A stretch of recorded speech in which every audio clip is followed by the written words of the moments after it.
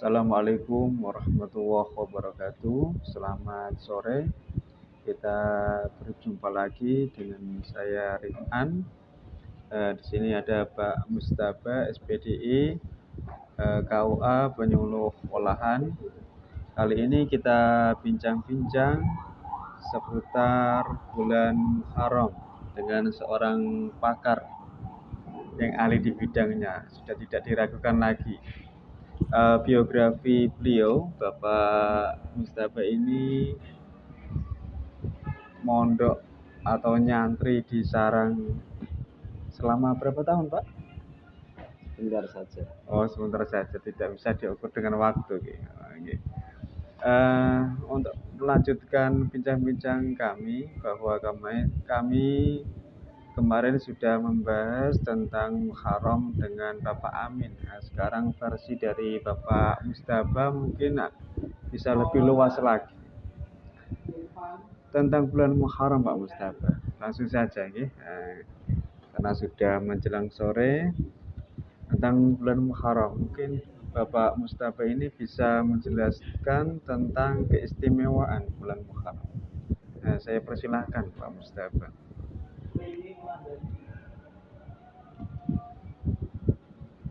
Untuk mengawali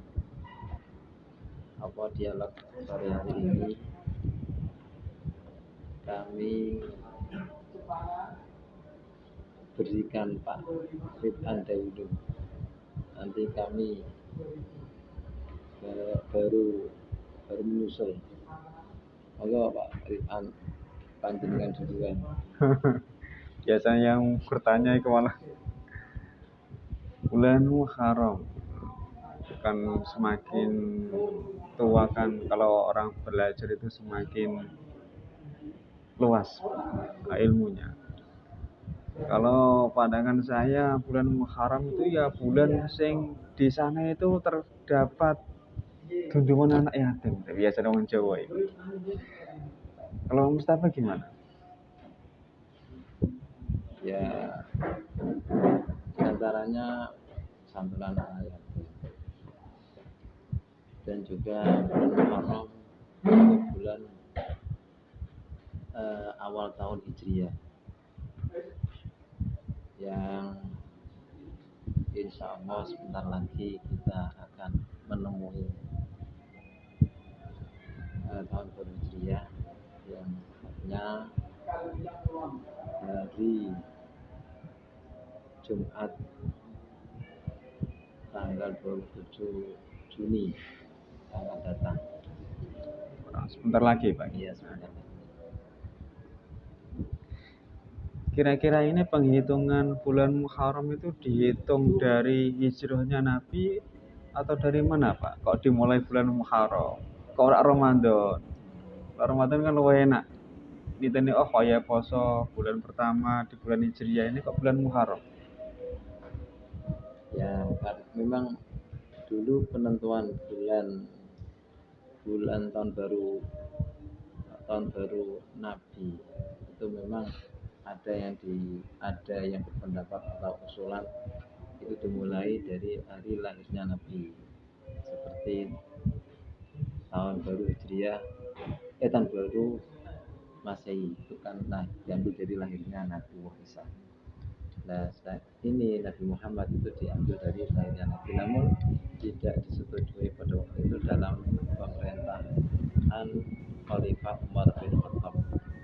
Ya, tidak disetujui karena momentum yang lebih istimewa dan momentum yang lebih menegangkan sejarah Nabi itu tidak dimulai dari lahirnya Nabi, tapi dimulai dari perjuangan Nabi ketika baru diangkat menjadi Nabi. Nah, sehingga diantaranya ada yang usul tadi lahirnya Nabi, ada yang usul ketika hijrahnya Nabi. Nah, kenapa dari hijrah Nabi itu? Karena perjuangan Nabi dari bersama-sama sahabatnya itu hampir 13 tahun di Mekah, berjuang dari dakwah yang sembunyi-sembunyi sampai yang terang-terangan itu kurang lebihnya waktu 13 tahun. Itu luar biasa perjuangan Nabi dan para sahabatnya. Karena kegigihannya para sahabat Nabi dan Nabi pada waktu itu, sehingga diperintahkan oleh Allah Subhanahu wa taala untuk hijrah. Mulanya hijrah di Thaif dan diterima, kemudian pindah lagi hijrah di Madinah. Alhamdulillah di Madinah diterima oleh penduduk Madinah, sehingga di sana Nabi Muhammad SAW bersama sahabat Muhajirin disambut dengan riang gembira. Dan juga dari sahabat Ansor sebagai penerima tamu atau penduduk Madinah itu sangat senang sekali, sehingga sebagian harta bendanya itu sebagian disisihkan untuk sahabat-sahabat Ansor. Bahkan diantaranya punya rumah 2, 3, selebihnya dikasihkan sahabat-sahabat Ansor. Itu juga dari pekerjaan yang punya lahan rumah itu mempekerjakan sahabat-sahabat Ansor. Dan juga dari istri, jika punya istri lebih dari satu, itu sampai ada yang rela yang selebihnya itu diceraikan, terus disuruh untuk mengawinkan atau mengawini sahabat Ansor dan lain sebagainya, sehingga sahabat Ansor itu sangat membantu sekali dalam perjuangan Nabi Muhammad SAW, sehingga di dalam Al-Quran perjuangan sahabat Ansor dan sahabat Muhajirin dibukukan di dalam kitab suci Al-Quranul Karim, sehingga Islam tambah berkembang, tambah maju. Itu sejarah bulan Muharram, diambil dari 1 Muharram. Jadi selain bulan Muharram itu bulan terkenal santunan, juga mengingatkan kita untuk mengingat betapa besar perjuangan Nabi di dalam hijrah mendakwahkan Islam, Pak ya.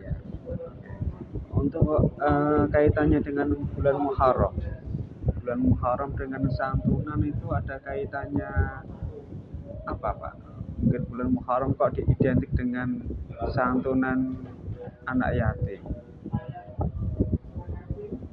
Apakah harus di bulan Muharram? Untuk santunan itu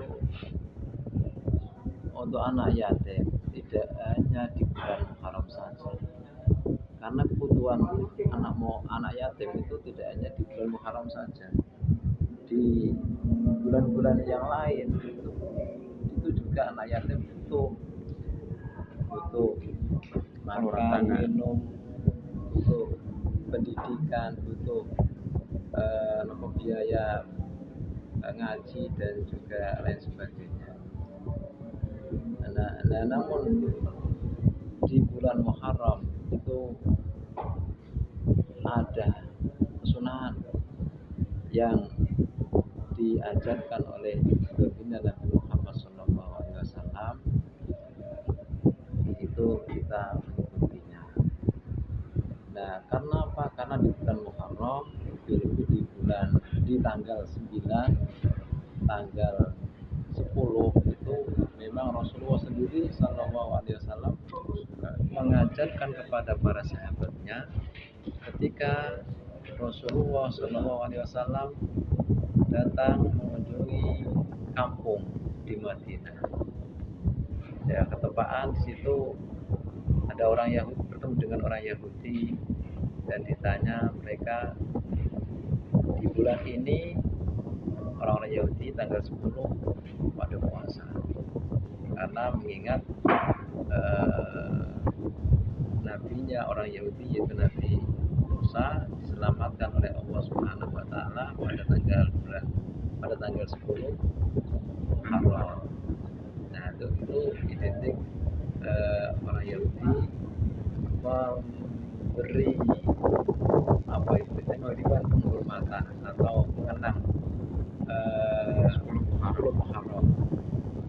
Nah, namun Rasulullah SAW ketika ditanyai diberitahu oleh orang Yahudi karena puasa di bulan Muharram, lalu Nabi Muhammad SAW menjawab, aku lebih berhak berpuasa di bulan 10 Muharram daripada kalian, karena Nabi mengatakan karena Nabi Musa itu Nabi yang menganut perintah Allah,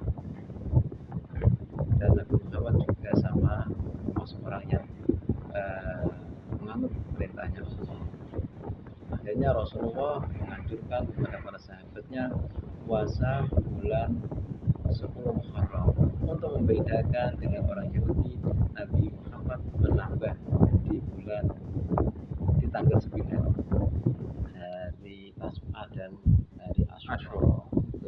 2 hari saja Pak. 2 hari saja. Namun ya ditambah mulai tanggal 1 tidak apa-apa. Kalau kuat. Gak kuat yo batal wae. Sebagai closing statement Pak Mustafa, mungkin ada pesan-pesan yang ingin disampaikan Bapak Mustafa kepada dermawan-dermawan sebagai uluran tangan kepada anak yatim, mungkin bisa disampaikan Pak. Ya, kalau di bulan Muharram, terutama di bulan ya tanggal 9, tanggal 10 itu bagi para warga, para remaja, terutama yang memiliki organisasi yatama atau organisasi sosial, di bulan Muharram itu mengadakan santunan anak yatim. Seluruh dirmawan-dirmawati sedesa atau sekampung umumnya punya keberatan itu diundang semua, terus diberikan fasilitas tempat misalkan di masjid ataupun di musola, sehingga diadakan atau dibentuk santunan anak yatim. Insyaallah saat itu insyaallah anak-anak yatim bisa merasakan bahagia. Berbeda ya, ini kalau umumnya anak-anak yatim di bulan Muharram itu yang kulihat di kampung-kampung itu datang dari rumah ke rumah.